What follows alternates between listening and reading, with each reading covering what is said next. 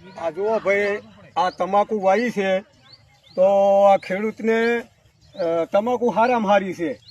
અને ભાઈ એટલે કેટલા દાડા ભાઈ આ તમાકુ સોપાન થયા છે? તમાકુ સોપાને 20 દાડા થયા છે. હા, 20 દાડા થયા છે આ તમાકુ સોપાને. અને તમાકુ હારામાં હારી છે તો તમાકુની ખેતી કરાય. અને તમાકુની ખેતી આ 1 વીઘામાંથી 80 થી 90,000ની આ ખેડૂત તમાકુ લે છે. 80,000 90ની એમ તમાકુ લે છે. તો પછી તમાકુની ખેતી કરાય. તમાકુની અંદર ખાલી મહેનત જ છે, મજૂરી નથી. મય ઢોરો આવતા નથી, મય કોઈ બીજો માલ આવતો, પણ કોઈ ગધાડો આમાં ના પેસી કે તમાકુની અંદર.